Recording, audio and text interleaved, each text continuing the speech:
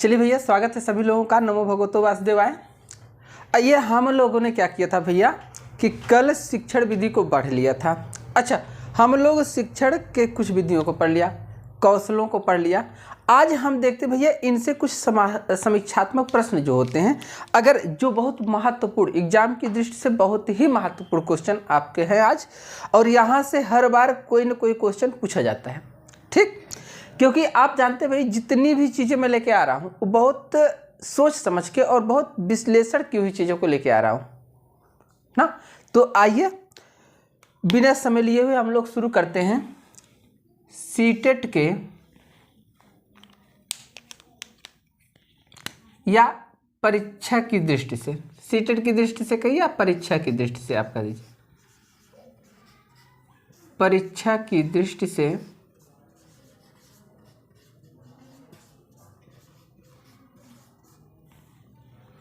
महत्वपूर्ण,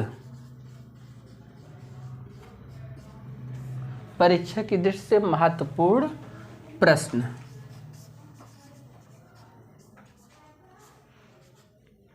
परीक्षा की दृष्टि से महत्वपूर्ण प्रश्न। ठीक, हम बात करते भैया आज परीक्षा की दृष्टि से महत्वपूर्ण प्रश्नों पर कि परीक्षा की दृष्टि से कितने महत्वपूर्ण प्रश्न ये होते हैं, इस चीज की हम बात करते हैं। तो अगर महत्वपूर्ण प्रश्नों की बात की जाए तो पहले भैया हम बालक से शुरू करते हैं। बालक सीखता कैसे, उसकी जो जन्मजात प्रक्रिया होती है वो शुरू कहाँ से होती है ना। क्योंकि आपसे क्वेश्चन पूछता है ना भैया कि बालक का सबसे प्रथम शिक्षक या शिक्षिका कौन होता है, तो ध्यान दीजिएगा भैया, बालक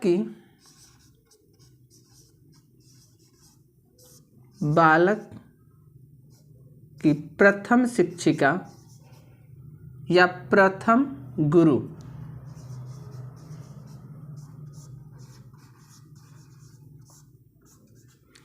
अगर पूछेगा बालक का प्रथम गुरु कौन होता है भैया, उसकी प्रथम शिक्षिका कौन होती है, तो उसकी प्रथम शिक्षिका होती भैया उसकी माता।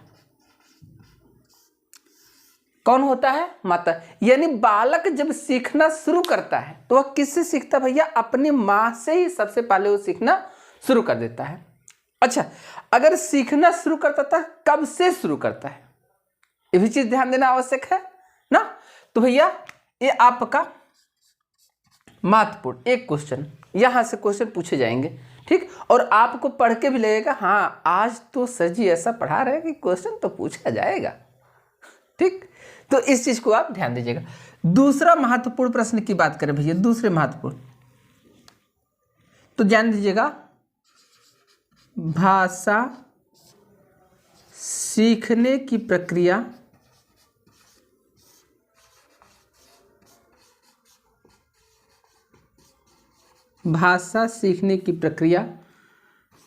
बालक के जन्म से शुरू होती है। वन लाइनर में बता दे रहा हूं, अगर मैं ऐसे कहता बालक को भाषा सीखने की प्रक्रिया कब से शुरू होती है तो मैं आखिर लिखवाता जन्म से, तो यहां पर भैया मैं पूरा लिखवा देता जन्म से शुरू होती है। यानी एक बालक जब जन्म लेता भैया तभी से वह क्या करता है, भाषा को सीखना शुरू कर देता है भैया। और भाषा को वह सीखना शुरू करता है जन्म से लेकर मृत्यु। क्योंकि आप भैया एक चीज और पढ़े होंगे कि अधिगम क्या है, अधिगम जीवन, ये भी एक क्वेश्चन, ये महत्वपूर्ण क्वेश्चन भैया। अधिगम जीवन पर्यंत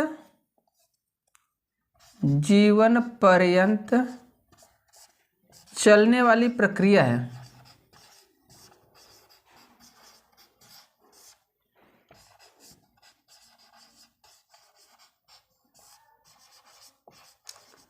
ये भी आप ध्यान दीजिएगा, अधिगम क्या है भैया? जीवन पर्यंत चलने वाली प्रक्रिया है। अधिगम जब तक एक बालक जन्म लेता है तब से सीखना शुरू कर देता है भैया, और जब तक मृत्यु नहीं हो जाती तब तक वह सीखता है। हम और आप भी क्या कर रहे हैं, सीख रहे हैं। और आज नहीं, हम लोग भैया जब तक हम लोग भी सैया पे नहीं लेट जाएंगे तब तक हम लोग भी सीखते रहेंगे। इस चीज को आप विशेष ध्यान दीजिएगा। तो सीखने की जो प्रक्रिया शुरू होती है वो कब से होती है, जन्मजात होती है, जन्म से ही शुरू होती है। ठीक। अच्छा, अब देखिए भैया, अगर भाषा की बात करें तो भाषा अर्जित संपत्ति है।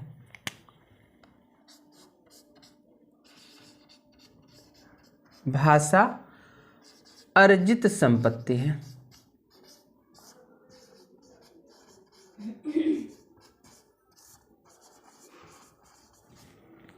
भाषा क्या है भैया, अर्जित संपत्ति है। यानी भाषा जब कब से शुरू होती है, अर्जित संपत्ति का मतलब भाषा अर्जन की जाती है, न कि यह जन्मजात होती है।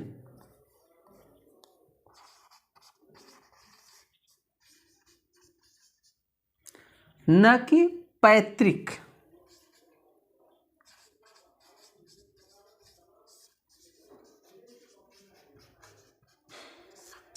अब एक चीज ध्यान दीजिएगा, न कि पैतृक संपत्ति, यह पैतृक संपत्ति भैया नहीं होती है भाषा पैतृक संपत्ति।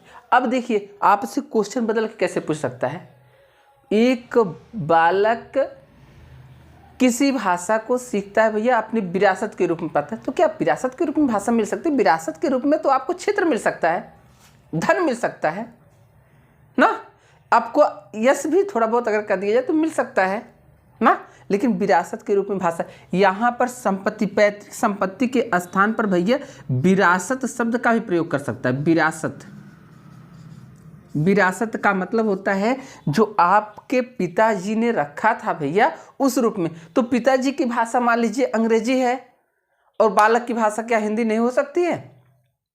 अब आप ध्यान दीजिएगा, जैसे होता क्या भैया, किसी बालक का जन्म जौनपुर में होता है। मान लीजिए किसी बालक का जन्म कहाँ होता है, ये कोई बालक है, इसका जन्म कहाँ होता है भाई, जौनपुर में। ठीक, इस बालक का जन्म कहाँ होता है, जौनपुर में होता है। अब यह बालक जब जौनपुर में जन्म लेता है ना, जन्म के तुरंत उपरांत भैया इसको कहाँ भेज दिया जाता है, बंगाल भेज दिया जाता है।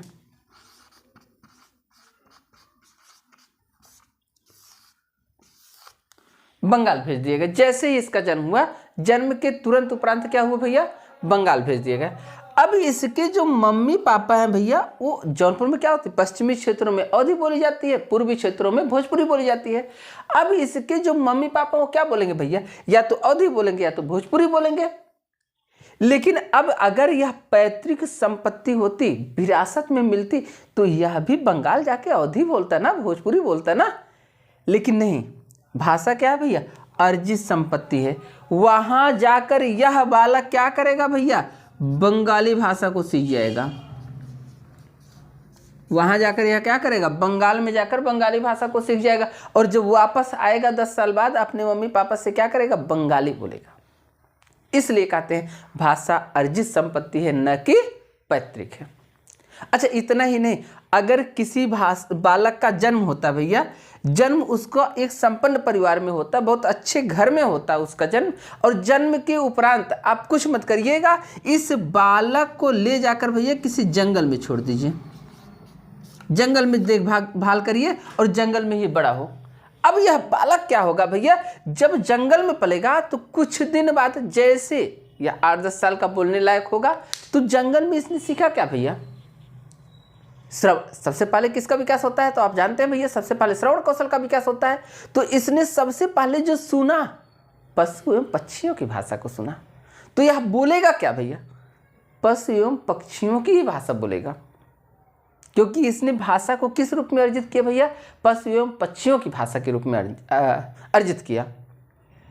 तो इस चीज को भी आप तथ्य को ध्यान में दीजिएगा।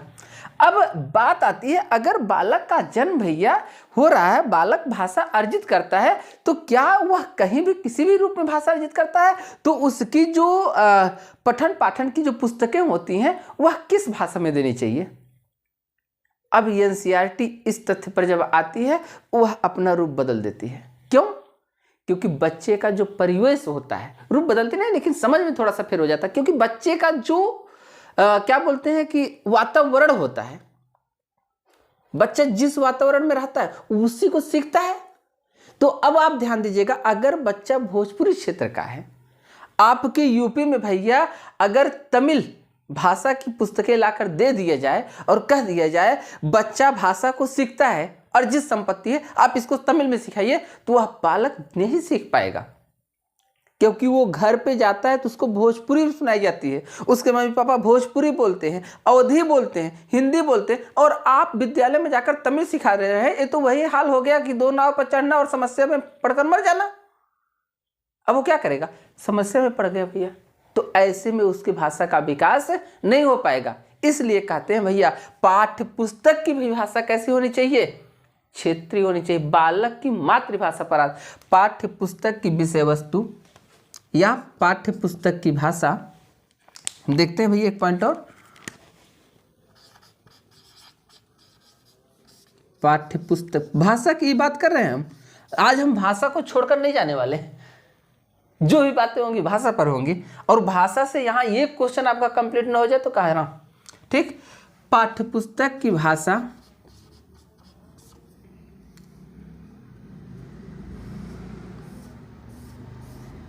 पाठ्यपुस्तक की भाषा बालक की, अब एकदम मातृभाषा में नहीं होना चाहिए। अगर बालक भोजपुरी बोल रहा है तो क्या किताबें भोजपुरी में आनी चाहिए? नहीं।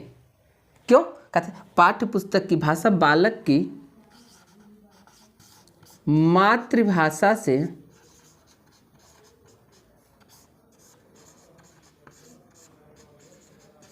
मिलती जुलती हो,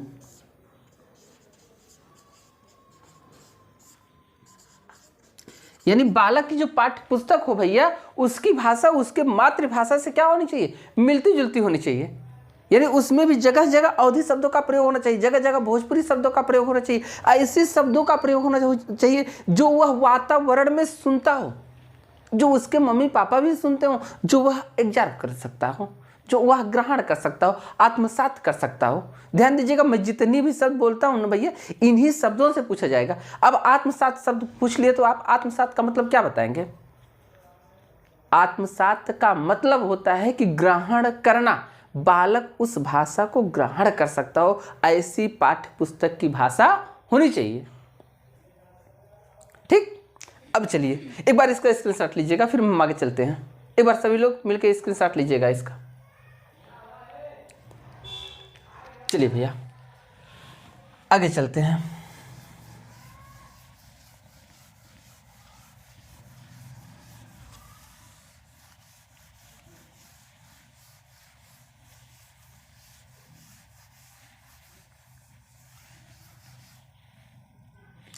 अब देखिए, अगर बालक, यह सब तो घर की बात हो गई विद्यालय, अगर बालक घर से निकलता है तब वह क्या सीखता है? तो ध्यान दीजिएगा भैया,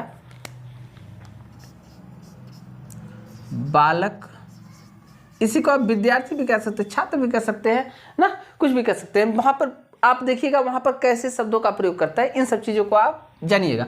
बालक घर से निकलकर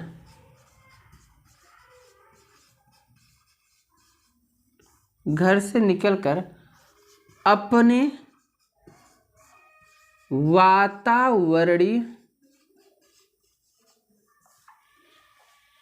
वातावरणीय भाषा को सबसे पहले सम्मान देता है। अब देखिए सीटेट के शब्द का प्रयोग मैं कर रहा हूं, यहां अगर मैं लिख देता सबसे पहले अपने वातावरणीय भाषा को सीखता है तो एकदम सरल था, लेकिन यहाँ थोड़ा सा घुमाएगा, अपनी वातावरणीय भाषा को सम्मान देता है। यानी भैया अब भाषा को यहाँ माला फूल वगैरह लेके नहीं पहनाएगा वो, यानी वो वातावरणीय भाषा को ही ग्रहण करेगा। जैसे अब इसको समझेंगे कैसे, कोई बालक है भैया, वह आपके पड़ोसी के यहाँ जाता है, आपके घर का बच्चा, और पड़ोसी क्या करते हैं भैया, पड़ोसी जो बच्चे हैं वो खूब गाली देते हैं, तो वह घर से बाहर निकलता है भैया ना, घर में तो डर रहा है मम्मी पापा अगर गाली दे देंगे तो मम्मी पापा मारेंगे, तुरंत गाल पे तो चट पड़ जाएंगे। तो अब वो जब बाहर निकलेगा भाई, दोस्त तुम जैसे पहुंचेंगे ना तुरंत, कब इधर आओ, तो क्या करेगा, उसी भाषा को सीखेगा। यानी वह उसके बाद निकलने के बाद वातावरणीय भाषा को सीखता है। इसका संशोधन, ठीक, चलिए, अब भाषा का संशोधन सबसे पहले क्या होता है, ध्यान दीजिएगा। ये नया क्वेश्चन आपके लिए होगा। बालक के भाषा का संशोधन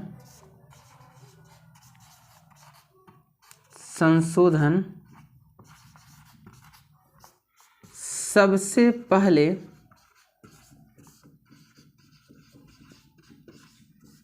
बालक के भाषा का संशोधन सबसे पहले विद्यालयी परिवेश में होता है।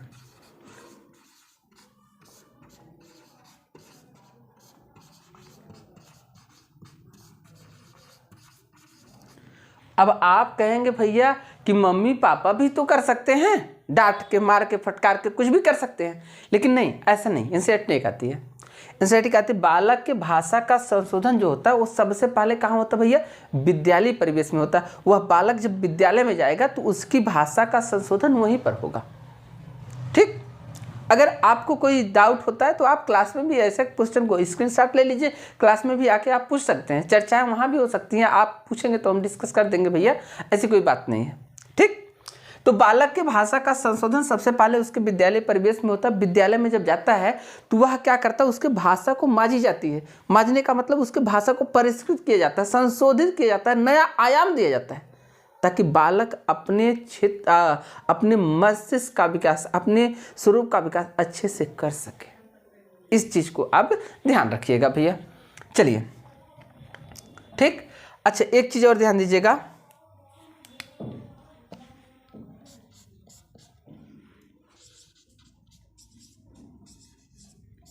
बालक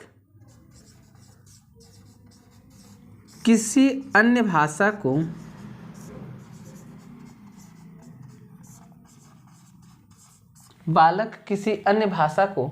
सीखने से पहले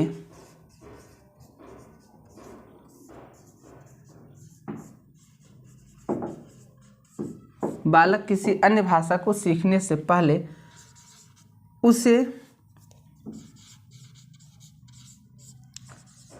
अपनी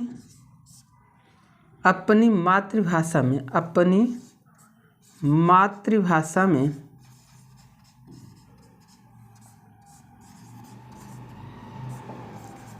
अनुवाद करता है।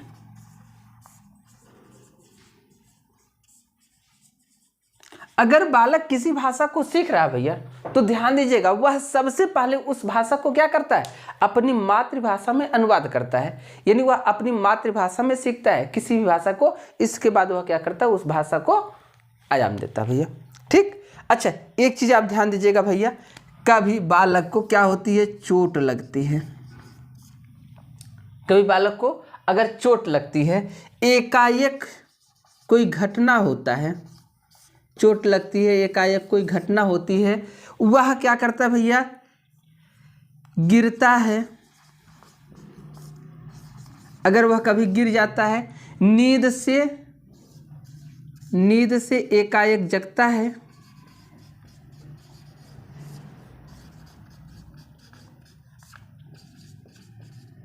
नींद से एकाएक जागता है। ये सब जो क्रिया होती है, कभी वह गिर जाता है, कभी उसको चोट लग जाती है, कभी वह नींद से एकाएक जग जाता है, तो इन सब लक्षणों को पाने के बाद वह क्या करता है, सबसे पहले जितने भी लक्षण होते हैं इन सबको जब पाता है, सबसे पहले वो क्या करता है भैया, अपनी मातृभाषा में बोलता है।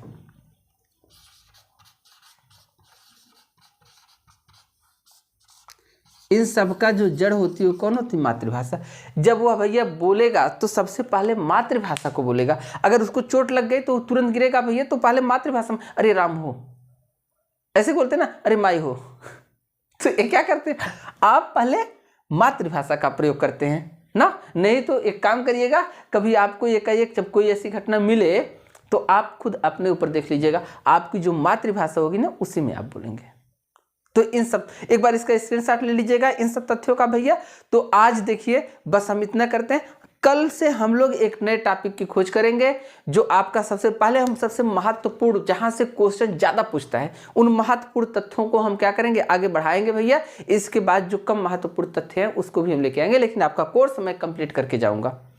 ठीक, तो आज के लिए बस इतना ही। बाकी सभी लोगों को भैया ढेर सारी शुभकामनाएं, बधाइयां। मिलते हैं अगले एपिसोड में। नमो भगवते वासुदेवाय। धन्यवाद भैया।